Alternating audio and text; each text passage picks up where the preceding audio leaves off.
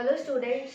तो आज हम बिजनेस स्टडीज का एक नया चैप्टर स्टार्ट करने जा रहे हैं, chapter number 7, that is cooperative societies या फिर कोऑपरेटिव ऑर्गेनाइजेशंस भी बोला जाता है। तो ये जो कोऑपरेटिव सोसाइटीज है ये क्या है? बिजनेस का एक टाइप है, एक फॉर्म है, यानी कि एक तरह का बिजनेस है। जैसे हमने पार्टनरशिप पढ़ा, सोल ट्रेड पढ़ा, कंपनी पढ़ लिया।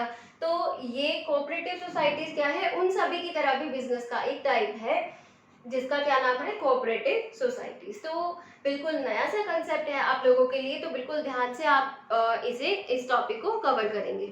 तो देखिए हम स्टार्ट करते हैं कोऑपरेटिव सोसाइटीज का मीनिंग। कोऑपरेटिव सोसाइटीज का मीनिंग स्टार्ट करने से पहले इन्होंने हमें बताया कि कोऑपरेशन का मतलब क्या होता है। Cooperation means working together. Cooperation क्या होता है? एक साथ काम करना, इकट्ठे काम करना, ये होता है कोऑपरेशन। और कोऑपरेटिव सोसाइटीज क्या होती हैं कि जब कुछ लोग मिल करके इकट्ठे होकर के कुछ काम कर रहे हैं, यानी कि कोऑपरेटिव सोसाइटीज में क्या होता है मेन फंडा कि कुछ लोग अपनी मर्जी से इकट्ठे होते हैं, मिल करके काम करना स्टार्ट करते हैं, उसे हम कोऑपरेटिव सोसाइटीज बोल देते हैं। मतलब थोड़ा सा वास्ट है जो कि हम आगे आगे अभी डिफाइन कर रहे हैं। तो कोऑपरेटिव सोसाइटीज में जो मिनिमम मेंबर्स होने चाहिए वो कितने होने चाहिए? 10 होने चाहिए, कि कम से कम 10 लोग होने चाहिए, तभी कोऑपरेटिव सोसाइटी हमारी बन सकती है। एक तो ये चीज डिफरेंट थी क्योंकि किसी भी हमने बिजनेस ऑर्गेनाइजेशन के फॉर्म में नहीं पढ़ा कि मिनिमम मेंबर्स 10 होने चाहिए, लेकिन कोऑपरेटिव सोसाइटीज के केस में मिनिमम मेंबर्स जो है वो कितने होने चाहिए? 10 होने चाहिए, 10 मेंबर्स एटलीस्ट होने चाहिए।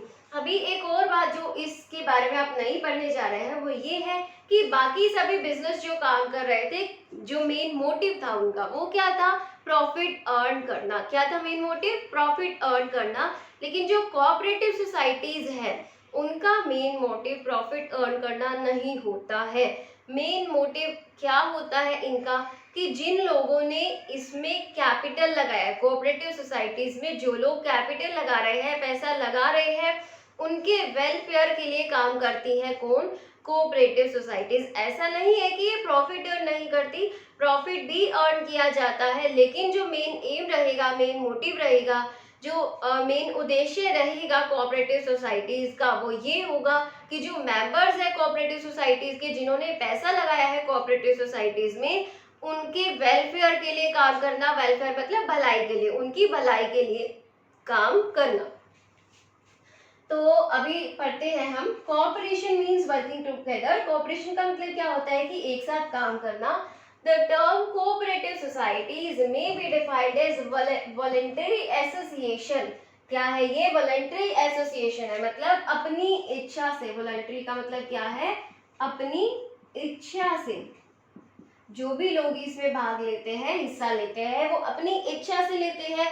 किसी भी तरह का कोई भी फोर्स नहीं होता है इनके ऊपर, मतलब किसी के ऊपर कोई भी किसी भी तरह का फोर्स नहीं है कि वो कोऑपरेटिव सोसाइटी का हिस्सा बने या ऐसा कुछ भी। वॉलंटरी यानी कि अपनी इच्छा से लोग, एसोसिएट यानी कि मिल करके। क्या है ये? Voluntary association of persons.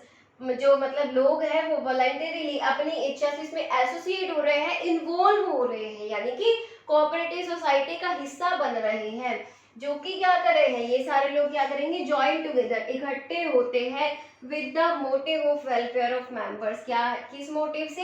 मतलब क्या है इनका मोटिव?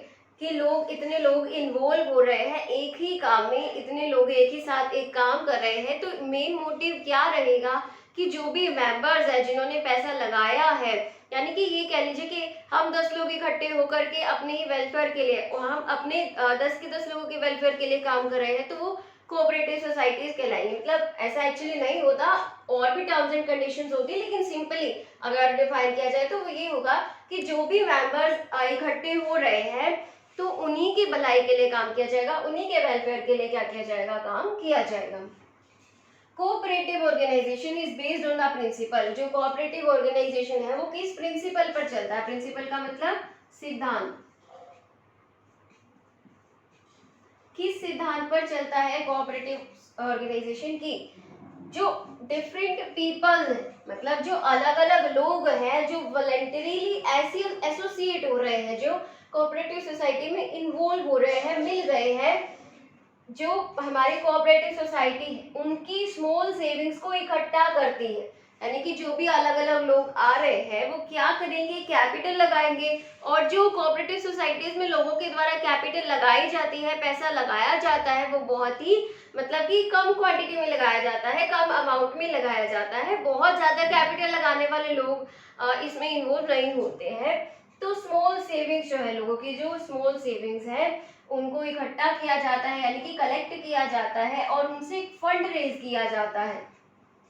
जैसे हम अभी बात कर रहे थे कि कम से कम 10 लोग होने चाहिए, तो 10 लोग अगर छोटी छोटी अमाउंट भी लेकर के आएंगे तो क्या बन जाएगी, बड़ी अमाउंट बन जाएगी, जिससे एक फंड बनाया जाएगा। और उस फंड को, उस पैसे को किसके लिए यूज किया जाएगा, जो मेंबर्स हैं उनको लोन देने में यूज किया जाएगा। And help the members by giving the loan, यानी कि जो मेंबर्स है इस पैसे से किया क्या जाएगा, इन सभी लोगों की हेल्प की जाएगी, कैसे इनको लोन दिया जा सकता है, या फिर get the benefits of large size business, की जो बड़े साइज का बिजनेस है उसका बेनिफिट भी उठाया जा सकता है। जैसे कि अभी एक पर्सन मिलकर या 2 पर्सन मिलकर तो लार्ज साइज का बिजनेस नहीं कर सकते हैं, क्योंकि उनके पास उतनी कैपिटल नहीं होती है। 10 या 10 से ज्यादा लोग मिलकर के काम करेंगे तो क्या होगा कि अगर वो कम अमाउंट में भी पैसा लगाएंगे तो वो भी मिल करके एक बड़ा अमाउंट बन जाएगा, जिससे वो लार्ज साइज का बिजनेस कर सकते हैं। और ये लार्ज साइज बिजनेस क्यों करते हैं ये भी हम आगे पढ़ेंगे। एक्चुअली ये जो लार्ज साइज बिजनेस किया जाता है ये भी इन कोऑपरेटिव सोसाइटी के मेंबर्स के फायदे के लिए ही होता है। क्योंकि देखिए कोऑपरेटिव सोसाइटी के बारे में थोड़ा सा और बता देती हूँ मैं आपको। जैसे कि कोऑपरेटिव सोसाइटीज के जो टाइप्स है वो हम आगे बिल्कुल डिटेल में करेंगे। अभी मैं एक टाइप आपको समझा देती हूँ कि जैसे बताया गया है consumers cooperative societies. Consumers cooperative societies क्या होती हैं कि जैसे हम कंज्यूमर्स हैं, हमें क्या होता है कि जब भी हम कोई प्रोडक्ट खरीदने जाते हैं किसी शॉपकीपर से, तो कई बार हमें जो प्रोडक्ट है वो बहुत ही कॉस्टली लगता है। एक्चुअली उसकी उतनी कॉस्ट होती नहीं, जो दुकानदार है, शॉपकीपर है, वो उतनी कॉस्ट लगा देते हैं। तो हमें लगता है कि ये प्रोडक्ट तो हमें बहुत कॉस्टली मिलता है। तो क्या करते हैं कि कुछ कंज्यूमर्स इकट्ठे होकर के उन्होंने अपना क्या बना लिया, कोऑपरेटिव सोसाइटी बना ली। अब वो प्रोडक्ट किसी शॉपकीपर से नहीं खरीदेंगे, वो किससे खरीदेंगे, या तो सीधा प्रोड्यूसर से खरीदेंगे, मतलब जहां प्रोडक्ट बनता है सीधा वहीं से खरीद लेंगे, या फिर दूसरा ऑप्शन है कि होलसेलर से खरीद ले। होलसेलर भी हम डिस्कस कर चुके हैं। होलसेलर कौन होते हैं, जो प्रोड्यूसर से गुड्स को खरीद करके मतलब क्या करते हैं, आगे छोटे छोटे क्वांटिटी में, यानी कि कम क्वांटिटी में आगे रिटेलर्स को बेचते हैं। इनके जो प्राइसेस होते हैं वो थोड़े से कम होते हैं।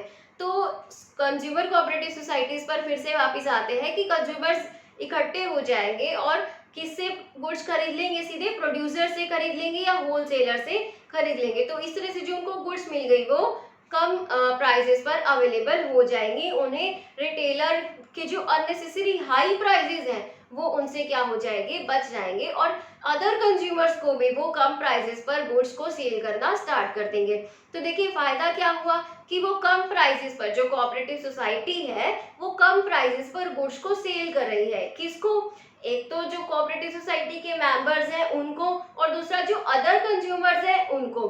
तो देखो जो अदर कंज्यूमर्स को अगर गुड सेल की जाएंगी तो उससे प्रॉफिट भी हो गया, और जो कोऑपरेटिव सोसाइटीज के मेंबर्स हैं उनको कम गुड्स पर कम प्राइसेस पर गुड सेल की जाएंगी, तो मेंबर्स का भी फायदा हो गया। तो मेंबर्स का भी फायदा होता है, प्लस प्रॉफिट भी अर्न किया जाता है। लेकिन जो मेन मोटिव होता है, जो प्रेफरेंस दी जाती है बेनिफिट के लिए, वो किसको दी जाती है, कोऑपरेटिव सोसाइटी के मेंबर्स को ही दी जाती है। इसके अलावा जो प्रॉफिट्स होते हैं थोड़े बहुत, वो भी किसमें डिवाइड होते हैं, इन्हीं मेंबर्स में डिवाइड हो जाते हैं। अब देखो कि ये जो सोसाइटीज है ये इनका रजिस्ट्रेशन कराना बहुत जरूरी है। जैसे हमने पढ़ा था कि सोल ट्रेड है उसका रजिस्ट्रेशन का तो मतलब कुछ था ही नहीं, कि हमें रजिस्ट्रेशन कराना ही नहीं पड़ता। फिर हमने पार्टनरशिप पढ़ा कि पार्टनरशिप का रजिस्ट्रेशन हम करा सकते हैं लेकिन कंपलसरी नहीं है। फिर हमने कंपनी में पढ़ा कि कंपनी का रजिस्ट्रेशन कराना बहुत जरूरी है, मतलब मस्त है, बिना रजिस्ट्रेशन कराए कंपनी बन ही नहीं सकती। उसी तरह से कोऑपरेटिव सोसाइटीज है कि बिना रजिस्ट्रेशन कराए कोऑपरेटिव सोसाइटीज नहीं बन सकती, इनका रजिस्ट्रेशन कराना पड़ेगा एक एक्ट के अंडर जिसे बोला जाता है कोऑपरेटिव सोसाइटीज एक्ट 1912। क्या कौन सा एक्ट है, कोऑपरेटिव सोसाइटीज एक्ट 1912। इनमें कोई किसी भी कोऑपरेटिव सोसाइटी को रजिस्टर कराया जा सकता है, या फिर कोऑपरेटिव सोसाइटी को रजिस्टर कराया जा सकता है under the state cooperative societies act, यानी कि कुछ एक स्टेट्स हैं जैसे कि बंगाल है, बिहार, उड़ीसा, महाराष्ट्र एंड चेन्नई। कौन कौन सी? बंगाल, बिहार, उड़ीसा, महाराष्ट्र एंड चेन्नई। ये जो स्टेट्स है ये अपनी कोऑपरेटिव सोसाइटीज को इस एक्ट के अंडर रजिस्टर्ड नहीं कराती है। इन कोऑपरेटिव सोसाइटीज का अपना अलग से एक्ट है, तो हम उन अलग अलग एक्ट्स के नाम नहीं कर रहे हैं, हमने सीधा बोल दिया स्टेट कोऑपरेटिव सोसाइटीज एक्ट कि कोऑपरेटिव सोसाइटीज को रजिस्टर कराया जाएगा या तो इस एक्ट के अंदर, या फिर अगर किसी स्टेट का, राज्य का अपना कोऑपरेटिव एक्ट है तो उस स्टेट के जो एक्ट है उसके अंडर कोऑपरेटिव सोसाइटी को रजिस्टर्ड कराया जाएगा। कहने का मतलब यहाँ पर ये है कि बिना रजिस्ट्रेशन की कोऑपरेटिव सोसाइटीज नहीं चल सकती, कोऑपरेटिव सोसाइटीज को रजिस्टर्ड कराना पड़ेगा। तो ये हमने कोऑपरेटिव सोसाइटीज के बारे में कुछ चीजें पढ़ी। कोऑपरेटिव सोसाइटी अदर बिजनेस से कैसे अलग है? एक तो मिनिमम नंबर्स जो चाहिए वो इसमें 10 होने चाहिए। दूसरा कि जो भी लोग पैसा इन्वेस्ट कर रहे हैं उनके फायदे के लिए ही काम करेंगे, यानी कि प्रॉफिट अर्निंग मेन मोटिव नहीं होता है। मेन मोटिव क्या होता है? मेंबर्स का वेलफेयर करना, मेंबर्स की भलाई करना। एक्चुअली ये काम क्या करती है कि लोगों से छोटे छोटे अमाउंट में पैसा इकट्ठा किया तो वो जो अमाउंट बन जाती है, बड़ी अमाउंट बन जाती है, उससे क्या करेंगे? मेंबर्स का फायदा करेंगे, और वो फायदा किसी भी फॉर्म में हो सकता है, या तो उन्हें लोन देकर। अब जैसे कि अभी हम एग्जाम्पल ले रहे थे कि हम 10 लोग, मतलब कोई भी हम 10 लोग मिलकर के ग्रुप में इकट्ठे हो जाते हैं और हमने क्या कर लिया, 10 लोगों ने लगा लो हजार रुपए कंट्रीब्यूट कर दिए, तो टोटल अमाउंट कितना बन गया? 10,000 बन गया। तो अगर वो 10,000 रुपए एक साइड पर रख दिए जाएंगे या फिर कहीं किसी प्रोजेक्ट में इन्वेस्ट कर दिए जाएंगे, अगर किसी भी मेंबर को, मेंबर कौन कि हम 10 लोगों में से अगर किसी भी मेंबर को पैसे की जरूरत है तो उस 10,000 में से वो लोन ले सकता है। यानी कि जैसे कि अब 10 मेंबर्स में से मुझे 6,000 रुपए की जरूरत है, तो मैं क्या कर लूंगी, उन 10,000 में से 6,000 रुपए ले लूंगी, तो फायदा हो गया। तो इस तरह से कोई भी मेंबर इसका फायदा उठा सकता है। या फिर फायदा एक और फॉर्म में भी हो सकता है कि लार्ज साइज में बिजनेस कर सकते हैं, जिससे क्या होगा कि मार्केट की जो अननेसेसरी हाई प्राइसेस है उनसे ये बच सकते हैं। अलग अलग तरह की कोऑपरेटिव सोसाइटीज होती है, जैसे कंज्यूमर कोऑपरेटिव सोसाइटीज अभी हमने पढ़ा कि कुछ कंज्यूमर्स क्या करते हैं, इकट्ठे होकर के कोऑपरेटिव सोसाइटी बनाते हैं और वो गुड्स खरीदते सीधा होलसेलर से या फिर प्रोड्यूसर से, और उसके बाद उन गुड्स को वो आगे बहुत ही, मतलब कि बहुत ही तो नहीं कह सकते, लेकिन कम प्राइसेस पर वो सेल करते हैं अपने मेंबर्स को भी और अदर कस्टमर्स को भी। तो ये था कोऑपरेटिव सोसाइटीज के बारे में कुछ कंसेप्ट, और कोऑपरेटिव सोसाइटी को रजिस्टर्ड कराना जरूरी है कोऑपरेटिव सोसाइटीज एक्ट 1912 के अंडर, या फिर जो अलग अलग स्टेट्स की कोऑपरेटिव सोसाइटीज एक्ट है उनके अंडर। तो कोऑपरेटिव सोसाइटीज के बारे में हमने कुछ एक कंसेप्ट्स पढ़े। अभी जो इसके फीचर्स है कोऑपरेटिव सोसाइटीज के वो हम नेक्स्ट वीडियो लेक्चर में करेंगे, और फीचर्स को पढ़ने के बाद कोऑपरेटिव सोसाइटीज का जो मीनिंग है आपके माइंड में एकदम क्लियर हो जाने वाला है। तो तब तक के लिए बने रहिए हमारे चैनल के साथ, स्टडी करते रहिए। Thank you.